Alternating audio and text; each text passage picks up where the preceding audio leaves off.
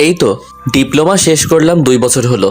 এখন একটা সরকারি চাকরি করি। প্রেম ভালোবাসা এগুলোর ধারে কাছেও যাইনি।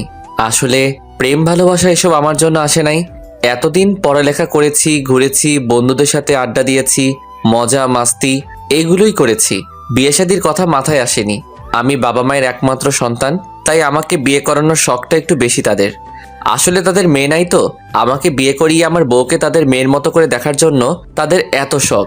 বুঝেনি তো, বাড়ির বড় ছেলে এবং একমাত্র সন্তান। তবে আমার বন্ধুদের মধ্যে এখনো কেউ বিয়ে করে নাই, আর আমারও এত তাড়াতাড়ি বিয়ে করার প্রতি কোনো ফিলিংস নাই। একদিন অফিস শেষ করে বাড়ি আসলাম সন্ধ্যা 7টার দিকে।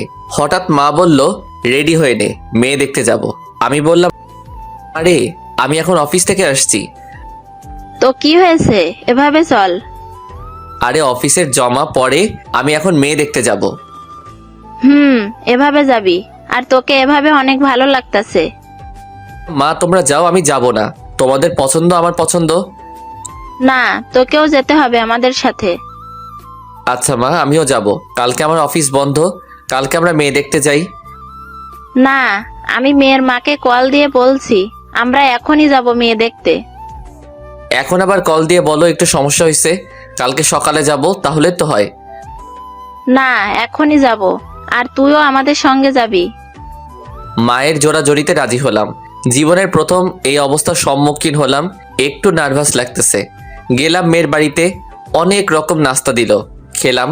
মেয়ের মা ছিলেন আমার সামনে বসা।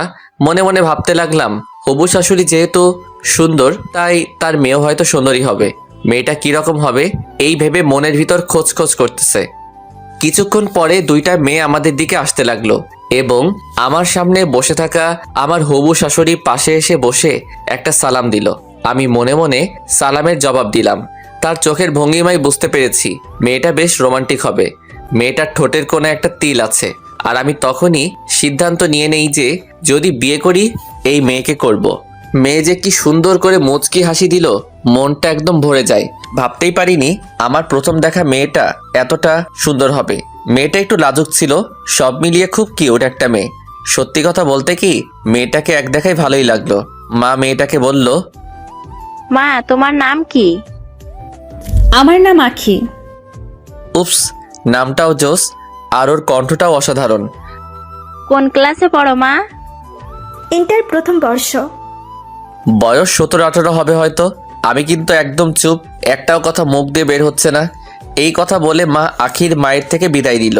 চলে আসলাম বাড়িতে। রাতে খাওয়ার সময় মা বলে, মেয়েটাকে তোর কেমন লাগলো?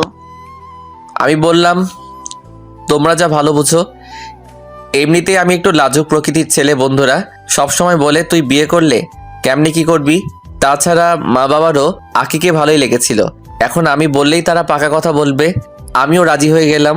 ভাবলাম বিয়ে যখন একটা করতেই হবে, করে ফেলি। সব ঠিকঠাক, এখন শুধু কবুল বলা বাকি। 15 দিন পর বিয়ের ডেট ফাইনাল। অপেক্ষায় অপেক্ষায় পার হয়ে এই 15 দিন, কাল আমাদের বিয়ে। বিয়ে ঠিক হওয়ার পর থেকে রোজ কথা হতো আমাদের। আমি বুঝতে চেষ্টা করি আখির কিসে ভালো লাগে, কিসে খারাপ লাগে। সেও বুঝতে চেষ্টা করতো আমার কোন কোন জিনিসটা ভালো লাগে। কি করলে আমি আর রাগ করে থাকতে পারি না এসব। বিয়ের সব কেনাকাটা শেষ। বিয়ের প্রথম শাড়ি হিসেবে কিনা হয় 10,000 টাকার লাল শাড়ি। সেকেন্ড শাড়ি হিসেবে কিনা হয় নীল কালারের শাড়ি। আর আমার হবু বউয়ের জন্য আমার নিজ পছন্দের একটা কালো শাড়ি কিনা হয়। আমি যেহেতু বাবা মার একমাত্র সন্তান, তাই বাবা মার কথা হচ্ছে বড় করে আয়োজন করে আমাদের বিয়ে দিবে। আমাদের পুরো বাড়ি লাইটিং করা হয়। আস্তে আস্তে সন্ধ্যায় হয়। এর মধ্যে আমাদের সব অতিথি চলে আসছে। আমাদের রাত হলে শুরু হবে আমার বিয়ের হলুদ অনুষ্ঠান। রাত 11টার দিকে হলুদ অনুষ্ঠান শুরু হয়, আর সকল কার্যক্রম শেষ করতে করতে প্রায় রাত 2টা বেজে যায়। তারপর আবার হাতে মেহেদি দিতে দিতে প্রায় রাত 3টা বেজে যায়। রাত পোহালেই বিয়ে। রাত শেষ হয়ে সকাল হলো। ঘুম থেকে উঠলাম, ফ্রেশ হয়ে নাস্তা করলাম। কখন যে সকাল শেষ হয়ে দুপুর হয়ে গেল বুঝতে পারলাম না। গেলাম বউ আনতে। খাওয়া দাওয়া পরে আস্তে আস্তে বিয়ের সকল কার্যক্রম শেষ হলো। তারপর বিদায় দিল তারা, বউ নিয়ে চলেও আসলাম। বাসায় আসতে সন্ধ্যা হয়ে যায়। তারপর আমাদের বিল্ডিংয়ের ছাদে উঠে কিছু সময় ফ্রেন্ডের সঙ্গে আড্ডা দিলাম। তারপর আম্মু রাতের খাবার খাওয়ার জন্য ডাক দেয়, আর আমি নিচে গিয়ে ফ্রেশ হয়ে রাতে খাওয়া শেষ করলাম। তারপর শুতে গেলাম। যখন নিজের রুমে ঢুকবো তখনই আমার চাচাতো বোন রিয়া আমার জামা টেনে ধরে। কি রে, এইভাবে টেনে ধরলি কেন? কই যাস তুই? আমার বাসর করে, কই আবার যাব? বললে হলো নাকি? কি বললে হইল নাকি? বাসর ঘরে যে ঢুকবি এটা বললে হলো? আমি আমার বাসর ঘরে ঢুকবো, তোর কি? বাসর ঘর যে সাজিয়ে দিয়েছি, টাকা দে। আমি চারপাশে তাকিয়ে দেখলাম মোটামুটি অনেকগুলো মেয়ে একসঙ্গে হয়ে গেছে। তারা বেশি কথা বলা ঠিক হবে না, তাই 1000 টাকা দিয়ে কোনো রকম রুমে ঢুকে গেলাম। দরজা বন্ধ করলাম। জীবনের প্রথম এই অবস্থার সম্মুখীন, মনের ভিতর ডট ডট তো লাগবেই, তাই না? আস্তে আস্তে গিয়ে খাটের মধ্যে বসালাম। আখির দিকে অনেকক্ষণ তাকিয়ে থাকলাম। যত দেখতেছি তত বেশি যেন ওর প্রেমে পড়ে যাচ্ছি। আসলে ওর চেহারাটা অনেক বেশি মায়াবী ছিল। আখিকে বললাম, চুপ কেন, কিছু বলতেছেন না যে? আখি চুপ। আজিব তো, এটা কি আখি নাকি অন্য কেউ? যে মোবাইলে এত এত কথা বলতো সে আজ এত চুপ কেন? আমি কি আখিকে বিয়ে করেছি নাকি এটা অন্য কেউ? এই মেয়ে, দেখি মুখটা তোলো তো। আরে এটা তো আখি, ঠিকই আছে, কিন্তু কথা বলতেছেন না কেন আপনি? এইসব কথাগুলো তাকে হাসানোর চেষ্টা মাত্র। আমার কথাগুলো বলা সার্থক হলো। আখি মিষ্টি করে মুচকি হাসি দিল। এইবার হলেও একটা কথা বলেন প্লিজ। বলবো না। কেন? আগে আমার কিছু প্রশ্নের উত্তর দিতে হবে, তারপর সিদ্ধান্ত নিব কথা বলবো কি বলবো না। আমি তো মহা টেনশনে পড়ে গেলাম, জানি না কি প্রশ্ন করে বসে। আচ্ছা ঠিক আছে, বলেন। আপনি কি আমার সাথে আপনি করেই কথা বলবেন? না, আপনি করে বলবো কেন? যাও, তুমি করেই বললাম। এইবার বলো তোমার প্রশ্ন কি?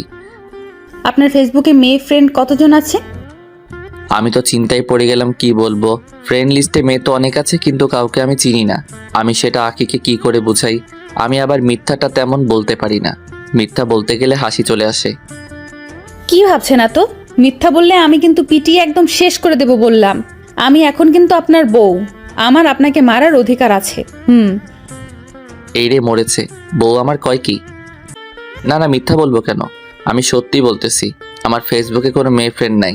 কয়েকজন থাকতে পারে, কিন্তু আমি কাউকে চিনি না। যারা আছে কাল ঘুম থেকে উঠে আনফ্রেন্ড করে দিয়েন। যথা আজ্ঞা। এইবার আমার শর্ত শোনেন। এই রে, আবার শর্ত? পৃথিবীতে কি শুধু আমার বউটাই বাসর ঘরে এত প্রশ্ন আর শর্ত দিচ্ছে, নাকি অন্য কাউকেও দেয়? আচ্ছা বলেন মহারানী, শুনি কি আপনার শর্ত? প্রথম শর্ত, প্রতিদিন অফিস থেকে আসার সময় আমার জন্য আইসক্রিম কিংবা ফুচকা নিয়ে আসতে হবে, নইলে বাড়িতে খাওয়া বন্ধ। ঠিক আছে, আনবো। আর কোনো শর্ত আছে? আছে মানে? আরো অনেক শর্ত আছে। হে আল্লাহ বাঁচাও, জানি না আর কি শর্ত দেয়। আমাকে ছাড়া আর কোনো মেয়ের দিকে তাকানো বা কোনো মেয়েকে দেখে সুন্দর বলা যাবে না। ভুলেও না। এই যে শোনেন, আমার তৃতীয় শর্ত, প্রত্যেক সপ্তাহে শুক্রবার আমাকে নিয়ে সিনেমা দেখতে যেতে হবে আর ফুচকা খাওয়াতে হবে। আচ্ছা দেখা যাক। দেখা যাক বললে হবে না, এটা আমার তৃতীয় শর্ত, এটা মানতেই হবে। আচ্ছা বাবা, যাব। চতুর্থ শর্ত, হাঁটার সময় বা গাড়িতে কোনো মেয়ের দিকে ভুলেও তাকাতে পারবেন না। যদি তাকাইছেন আর আমি সেটা দেখেছি, তাহলে চোখ দুটো গেলে দিব। হায় রে আল্লাহ, এ আমি কাকে বিয়ে করলাম? বিয়ে করলাম নাকি পুলিশের হাত করা পড়লাম? কিছুই তো বুঝতে পারতেছি না। আচ্ছা বাবা, তাকাবো না, হইছে? আচ্ছা, আপনি আমাকে কি বলে ডাকবেন? কেন, আখি বলেই ডাকবো? না, আখি বলে ডাকবেন না। তাহলে কি বলে ডাকবো শুনি? আপনি আমাকে ময়না পাখি বলে ডাকবেন। এই রে, কি রোমান্টিক বউ আমার। কেন, তুমি কি পাখি যে তোমাকে ময়না পাখি বলে ডাকবো? এইটা বললাম শুধু আকিকে একটু রাগানোর জন্য। দেখি আমার বউটাকে রাখলে কেমন লাগে। দূর, আপনি একটুও রোমান্টিক না, আপনার সঙ্গে কথা নাই। দেখতেছি এক ডোসে তো কাজ হইছে। সত্যি সত্যি আঁকি অনেক রেগে গেছে, আর ওর চেহারা এমনি কি সুন্দর, তার চাইতে রাগান্বিত চেহারা দ্বিগুণ বেশি সুন্দর লাগতেছে। আমার ময়না পাখি আমার সাথে কথা না বললে কিভাবে চলবে? না না, আমি তো আপনার পাখির মতো না, আমার কাছে কাউকে কথা বলতে হবে না। দেখতেছি আঁকি এখনো রাগ কমেনি। আচ্ছা, আর কোনোদিন এইরকম বলবো না, শুধু ময়না পাখি বলেই ডাকবো। এখন ঠিক আছে? না, ঠিক নেই, কান ধরে দুবার উদ্বাস করতে হবে, তবে সবকিছু ঠিক হবে। জীবনের প্রথম দেখতেছি বাসর ঘরে কোনো স্ত্রী তার স্বামীকে কান ধরে উঠবস করতে বলতেছে। আচ্ছা বাবা, আর কোনো দিন হবে না, এবার মাফ করে দাও প্লিজ। ঠিক তো? আর কোনোদিন হবে না তো? না না, আর কোনো দিন হবে না। আচ্ছা, একটা কথা বলবো? বলেন। তোমাকে রাখলে না বেশ সুন্দর লাগে। আবার? আচ্ছা না না, হয়েছে তোমার? আর কিছু বলার আছে? না। বাসলাম, কোনো রকমের প্রশ্ন উত্তর পর্ব শেষ হলো। এবার ঘুমাই। হুম তুমিও শুয়ে পড়ো। হুম। চোখের কোণে ঘুম আসতেছে, এই মুহূর্তে আঁখি আবার দিল চিল্লানি। হায় রে আল্লাহ, আমি আপনাকে একটা প্রশ্ন করতে ভুলে গেছি, এখন করি প্রশ্নটা। আল্লাহ আমার উঠাইয়া নাও, আবার নাকি প্রশ্ন? আচ্ছা, প্রশ্নটা কাল করলে হয় না? একটাই তো প্রশ্ন, এখন বলে ফেলি। আচ্ছা বলেন, তাড়াতাড়ি বলেন। ফেসবুকের রিলেশনশিপ স্ট্যাটাস চেঞ্জ করেছেন তো? এইটা বলার জন্য আমাকে ঘুম থেকে উঠাই ফেললে? হুম, বলছেন না কেন? না, করিনি। কেন করেন নাই? এখন ডাটা অন করে করে দেন। আচ্ছা বাবা, করতেছি, কিন্তু এরপর একটা কথাও বলতে পারবো না, সোজা ঘুমায় যাব, ঠিক আছে? ঠিক আছে। অতপর তার কথা রাজি হয়ে রিলেশনশিপ স্ট্যাটাস চেঞ্জ করে দিলাম। দেখো, করে দিছি, এবার একটু ঘুমাই। ঠিক আছে। কোনো রকমে ঘুমাইলাম। সকাল হতে না হতেই আবার ডাক। এই ওঠেন ওঠেন না, ফজরের নামাজ পড়ে নেন, তারপর ঘুমাবেন। আরেকটু ঘুমাতে দাও প্লিজ, ঘুম থেকে উঠেই পড়ে নিব। না, সূর্য উঠে যাবে, এখনই পড়ে নেন, নইলে পানি আনতেছি। এই না না, উঠতেছি। আমার অনেক ভালো লাগলো এটা ভেবে যে ও নিজে নামাজ পড়তে উঠছে, আবার আমাকেও তুলছে। মেয়েটা সত্যি অনেক ভালো। আমি তো এইরকম একজন মেয়ে চেয়েছিলাম, যে সব দিক দিয়ে ভালো হবে। দুজনেই নামাজ পড়ে বসলাম। চা খাবেন? নিয়ে আসবো? চা বানাতে পারো? অন্য কিছু তেমন করতে পারি না, কিন্তু চা অনেক ভালো বানাতে পারি। ইমপ্রেস করা জিনিসটা ভালোভাবে শিখছে। গুড, তাহলে দেখি কেমন বানাতে পারো। আখি চা নিয়ে আসলো, খেলাম, দেখতেছি সত্যি অনেক ভালো বানাইতে পারে। তবু একটু খেপিয়ে দেখি। এইরকম চা বানাইতে পারো, আমি তো ভাবলাম আরো ভালো হবে। চা ভালো হয়নি? না, একটু না। আমার কিউট বউটার মুখটা লাল হয়ে গেছে। হয়তো মনে মনে ভাবতেছে বরকে এক কাপ চা বানিয়ে খাওয়াইলাম, সেটাও ভালো করে বানাতে পারলাম না। আচ্ছা, পরের বার আরো ভালো করে শিখে বানাবো নি। আর না বোকা, শিখতে হবে না তো। কেন শিখতে হবে না? তারপর আমার মহারানীকে পিছন থেকে জড়িয়ে ধরে বললাম, কারণ তুমি অনেক ভালো চা বানাতে পারো। তার মানে আপনি আমাকে মিথ্যা বলেছেন? আমার বানানো চা ভালো হয়েছে? একটু মিথ্যা বলছি। তোমার হাতের চা অনেকটা ভালো হয়েছে। এখন আমার ময়না পাখির চেহারা দেখে মনে হচ্ছে বিশ্বটা সে জয় করে ফেলেছে, এমন খুশি। ধ্যাৎ, আমি অনেক নার্ভাস হয়ে গেছিলাম। আমি একটু হেসে বললাম, আমার ময়না পাখি নার্ভাস হওয়ার কোনো কারণ নাই, আমি তো এমনই মজা করি। আখি মুচকি এসে আমার সামনে থেকে উঠে চলে যায়। আর কি, ঘুম, কথা বলতে বলতেই অনেক বেলা হয়ে গেল। তারপর মা বাবার সাথে সকালে নাস্তা করতে বসলাম। মাকে বললাম, জানো মা, আজকে আমি ফজরের নামাজ পড়ছি, তোমার বৌমা আমাকে পানি মারার ভয় দেখিয়ে উঠাই ফেলছে। এই কথা শুনে মা বাবা তো মহা খুশি। কেন খুশি জানেন? এই যে আমাকে জব্দ করার মানুষ এসে গেছে বলে। খুব ভালো কাজ করেছো মা, প্রতিদিন ওকে ফজরের নামাজ পড়াইবা, সকাল সকাল উঠিয়ে দিবা। হঠাৎ আঁকি বলে উঠল, মা বাবা আপনারা দুইজনেই আমাকে তুমি করে না তুই করে বলবেন। আচ্ছা ঠিক আছে, তুই করেই বলবো। এই চিত্র দেখে মনে হলো বিয়েটা এখন কেন করলাম, বিয়েটা আরো অনেক আগে করার দরকার ছিল। এই শোন, আকিকে নিয়ে একবার ওর বাপের বাড়ি থেকে ঘুরে আয়, মেয়েটার মন খারাপ করবে। আমার তো মনে হয় না ওর মন খারাপ হবে, এখানে তো মহা খুশিতে মনে হচ্ছে। মা, আরো কয়দিন পরে যাই? না, আজকে যাবি, বলছি মানে আজকে যাবি। আচ্ছা, কি আর করার। কিছুক্ষণ পর দেখি আঁকি বোরকা টোরকা পরে রেডি। আমাকে বলল রেডি হয়ে নেন। আমিও রেডি হয়ে নিলাম।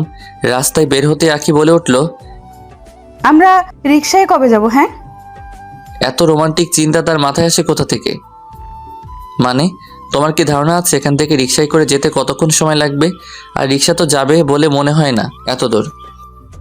যাবে যাবে, আপনি ডাকেন তো, এমন করেন কেন? একটা রিকশাই ডাকবো, যদি সেটা না যায় আর ডাকবো না, ঠিক আছে তো? আচ্ছা ঠিক আছে, ডাকেন, এবার কথা আর না বলে।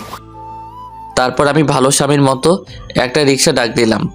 রিকশাটা আমাদের সামনে আসলো। তারপর আমাদের গন্তব্যস্থলের কথা বলি। রিকশাওয়ালা মামা একটু হেসে দিল। অতপর সেই রিকশাওয়ালাও গুটিবাজি করলো, আমার সাথে সেও যেতে রাজি হয়ে গেল। শর্ত মতে আমার যেতেই হলো রিকশায় করে। নাও মহারানী, তোমার আশা পূর্ণ হলো। হুম, আমি এখন অনেক খুশি। যাক, তুমি খুশি হলে আমি খুশি। তারপর রিকশায় উঠে চুপচাপ বসে রইলাম। কিছুক্ষণ পরে আঁকি বলে উঠল, কিছু বলেন না কেন?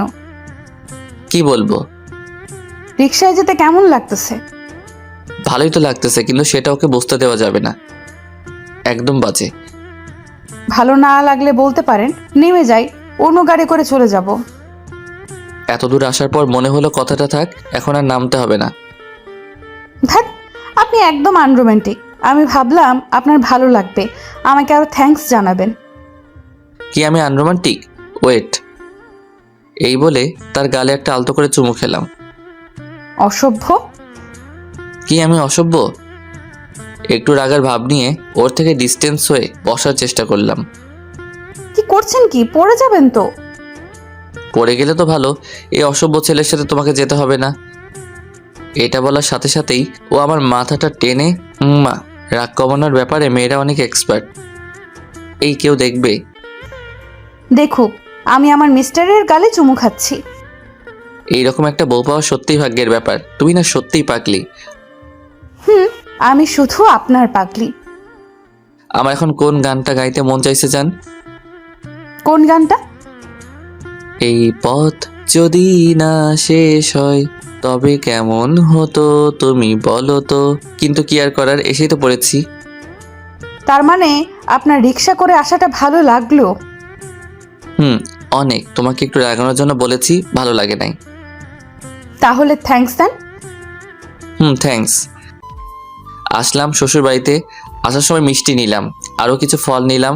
আঁকি না করছে বেশি কিছু না নিতে, তারপরেও আমি নিছি যত কিছু প্রয়োজন। নতুন জামাই শ্বশুর বাড়িতে যাওয়ার সময় আঁকি আর আমি আসছি দেখে আঁকির আম্মু ঘর থেকে বাইরে এসে আমাদেরকে নিয়ে ঘরে চলে যায়।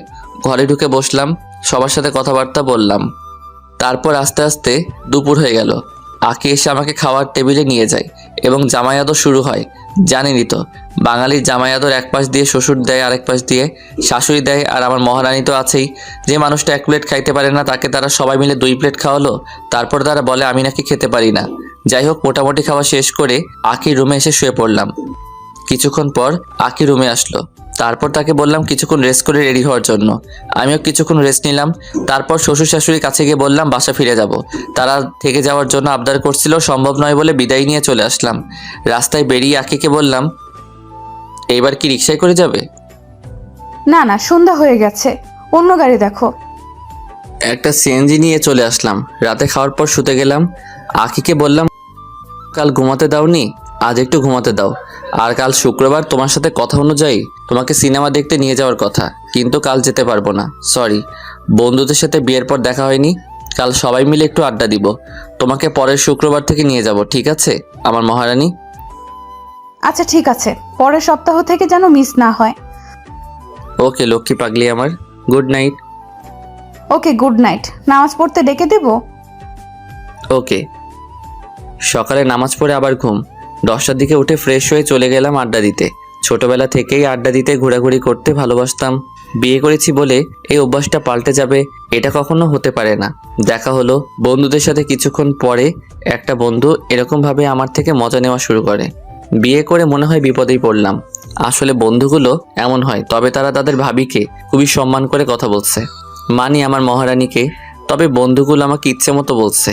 তারপর আরও বিভিন্ন কথাবার্তা, আড্ডা, ঘোরাঘুরি আর কয়েকটা সিগারেটের টান। 1টার দিকে ফিরে আসলাম বাসায়। বাসায় ঢুকে দেখতে পেলাম আঁকিকে। আঁকির কানে কানে বললাম, এতক্ষণ তোমাকে খুব মিস করছি। অদ্ভুত, যে মেয়েটা এত এত রোমান্টিক কথা বলে সেই রকম কথা শুনে চলে গেল কেন? দেখলাম আঁকি কেন জানি রুমে চলে গেল। রুমে গিয়ে বললাম, কি হয়েছে, তুমি এভাবে চলে আসলা যে? যে মেয়েটাকে সারাক্ষণ হাসি মুখে দেখেছি সেই মেয়েটার চেহারা অন্ধকার করে রেখেছে। কি ব্যাপার, কথা বলতেছো না কেন? কেউ কি কিছু বলেছে? না, কেউ কিছু বলে নাই। একটা সত্য কথা বলবেন? কি বলো? আর মিথ্যা কথাই বা বলবো কেন? আপনি সিগারেট খেয়েছেন? ও শিট, চকলেট মুখে দিতে ভুলে গেছি। এখন কি জবাব দিব? মিথ্যা বলার তো উপায় নেই। কয়েকটা দিয়েছি। এইরকম বলতেই ও আমার হাতটা ধরে ওর মাথায় নিয়ে যায়। আমার মাথা ছুঁয়ে শপথ করুন, আপনি আর কোনো দিন সিগারেট খাবেন না। আচ্ছা, তোমার মাথা ছুঁয়ে শপথ করলাম আর কোনো দিন খাবো না। আচ্ছা, তুমি আমাকে ভালোবাসো? অনেক বেশি ভালোবাসি আপনাকে। আর এটাই ছিল আমার সারা জীবনের বাসনা। কেমন? আমি আল্লাহর কাছে সব সময় প্রার্থনা করতাম, হে আল্লাহ, আমাকে ধৈর্য ধারণ করার ক্ষমতা দাও, যেন আমি আমার সব কিছু আমার স্বামীর জন্য হেফাজত রাখতে পারি। এই কথা শুনেই আল্লাহর কাছে শুকরিয়া আদায় করলাম আমার ভাগ্যে এইরকম একটা বউ রাখার জন্য। কারোর সাথে প্রেম করে নাই, কোনো কিছু করে নাই, এরকম মেয়েও আছে, সত্যি আমার বিশ্বাস হচ্ছে না। আচ্ছা, এত ভালো মেয়ে এখনো আছে পৃথিবীতে? কেন, আমাকে কি মেয়ে বলে মনে হয় না? সব মেয়েরা খারাপ তা কিন্তু নয়, আবার সব মেয়ে ভালো তাও কিন্তু নয়। ভালো খারাপ মিলেই তো এই পৃথিবী। একজন খারাপ কাজ করবে আর বদনাম সবার উপর চাপিয়ে দেওয়া, এটা কিন্তু ঠিক না। আমার রোমান্টিক বউটা দেখতেছে অনেক কিছু জানে, এত কথা শিখলা কোথায় থেকে? এগুলো শিখতে হয় না। আচ্ছা বুঝলাম, কোনো রকমে ম্যানেজ করলাম। আচ্ছা তুমি বসো, আমি গোসল করে আসি, তারপর একসাথে ভাত খাবো। এই দাঁড়াও, আমিও যাব তোমার সাথে। কোথায়? কেন, গোসল করতে?